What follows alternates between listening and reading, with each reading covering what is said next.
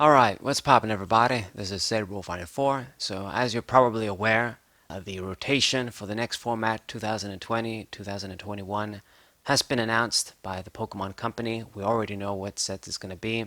It's going to be Ultra Prism through the Lost Thunder set, and that includes Dragon Vault, of course.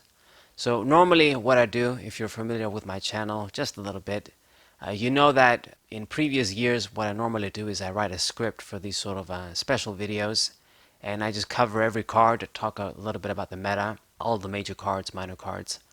But if you guys know when the X and Y era was, and then the first major rotation from Sun and Moon, and now the second batch of Sun and Moon sets that are rotating, the Sun and Moon sets are freaking huge. The video that I made last year for last year's rotation ended up being 20 minutes long, and I skimmed through a lot of cards. It would take too long to write a script covering all of these cards from these huge sets. So instead, what I'm going to do this time is I'm going to talk about every different set that is rotating on its own without a script, and then just edit the sound like I usually do. So today we're going to be covering all of the cards from Ultra Prism. This is the first set that's rotating, and it's pretty major like most of these sets will be. Easily the biggest card that's rotating from Ultra Prism is Cynthia.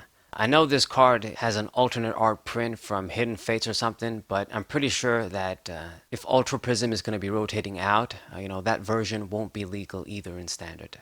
So Cynthia is obviously fantastic, even though we do have a bunch of other good options for supporters in the Standard format right now, like Marnie and Magnolia, which is Juniper, and some other sort of supporter engines and supporters.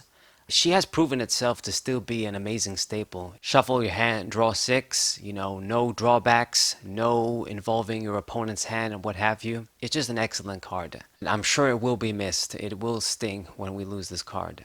Now, another solid supporter that's leaving from this set is Lily. Lily originally came in the first Sun and Moon set, but it got another alternate art print over here, so we still had it. This card has kind of dropped in popularity and use ever since the new rule changes, when you can't really use it turn 1 if you have it and just get that draw 8 plus. It's too bad, but it is what it is. It's still a decent little supporter card, and we are losing it from this set, so that's also a bit sad. And Volkner will be another big one, I guess, for the Lightning decks. This guy letting you get any item and a Lightning Energy instantly to your hand. Lightning decks are pretty much going to be ruined for the most part, since we're losing Lost Thunder too, but I'll get to that when we talk about Lost Thunder. Some other more minor supporters, I suppose, is Gardenia, Lana, the Looker engine, which didn't really see any play, Looker pretty much, Lucimin, and Mars. These are mostly, I guess, troll stall cards. Speaking of stall and troll cards, a big card that's rotating here that I'm just glad to finally see it go, I fucking hate this card, is Uranguru, the one that does resource management. So this card, it's almost kind of crazy to think about that this is the biggest Pokemon leader from this set, but it probably is. This card was the heart and soul of many different stall, control, bullshit ass decks, as I refer to them, and it's going away.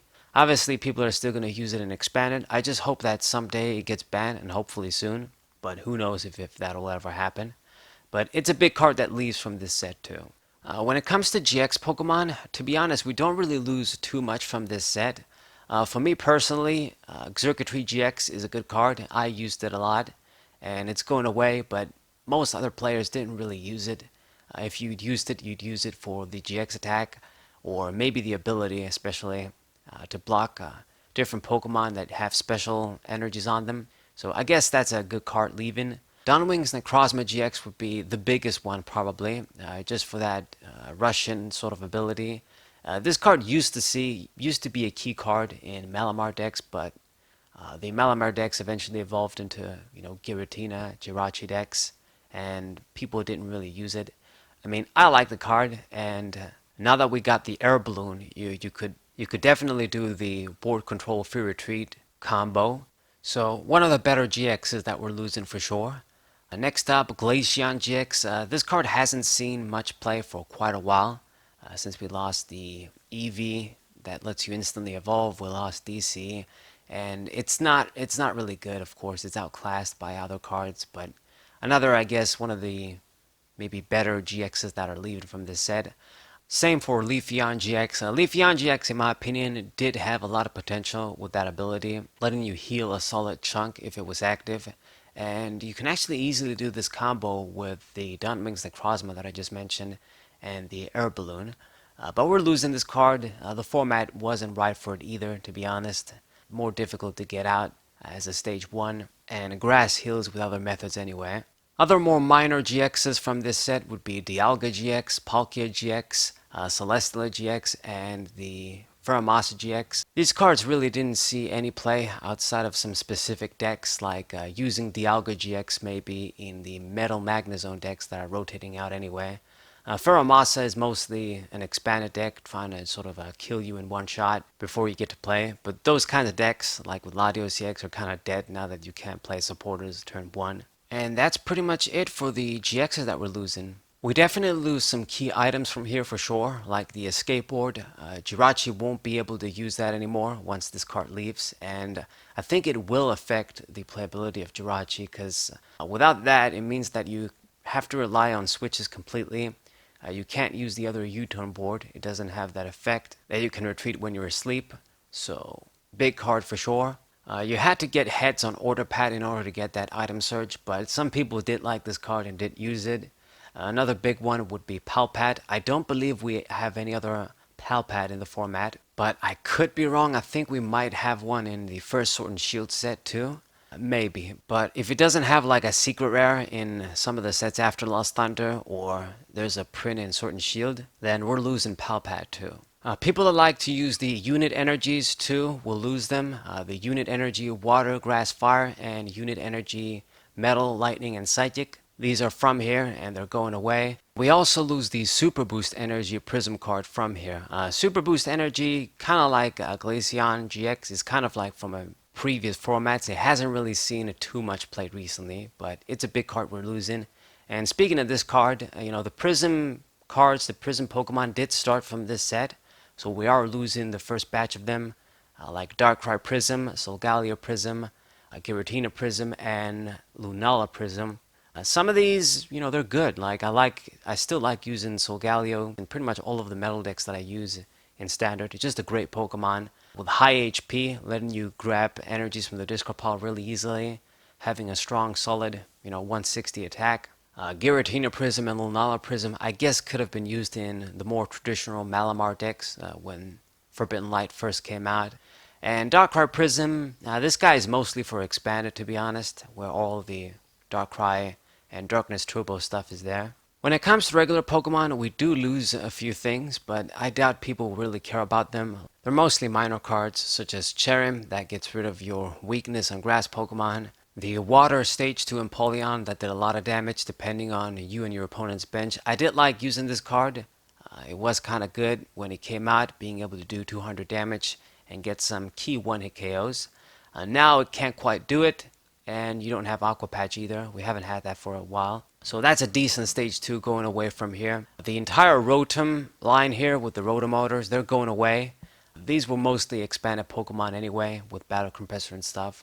Spiritomb letting you get supporters, and I guess making basic Pokemon unable to attack while doing damage. That's going to go away too, another minor Pokemon. Weavile with Evil Admonition. This card hasn't been seeing too much play either. It could prove really strong against decks that use a lot of Pokemon with abilities. Stage 1 Shinotic that let you grab fairy Pokemon from your deck. And the Tapu Lele that enabled you to move damage counters in the form of an attack. This was definitely used in a lot of spread decks to sort of move the damage and get that finishing touch to beat your opponent. And then I suppose the last two sort of decks that completely disappear with this rotation is the Metal Magnezone deck. I touched upon this a little bit before. The Magnezone here and the Magnemite with the bench protection, they're going away. You can't get that Metal Energy Acceleration anymore. It's kind of a shame because maybe we could have used this with Copperjaw, but then again, there's other more consistent methods like the Metal Saucer and some other cards, but it is going away with Duskmane, Necrozma, Mount Coronet, just all of these cards, they go away. So that sucks a little bit. I had always hoped they would give us like a new sort of great metal Pokemon, or just a Pokemon that could use metal energies and would get big one-hit KOs and then I will be able to pair it up again with Magnezone, but I guess it didn't happen.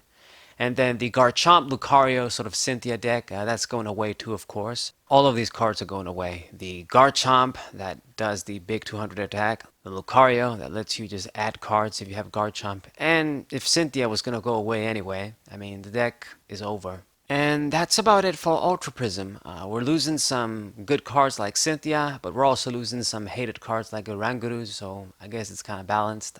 I suppose another card would be this Stage 2 Rampardos that I wanted to really make use of, but, didn't really see any play.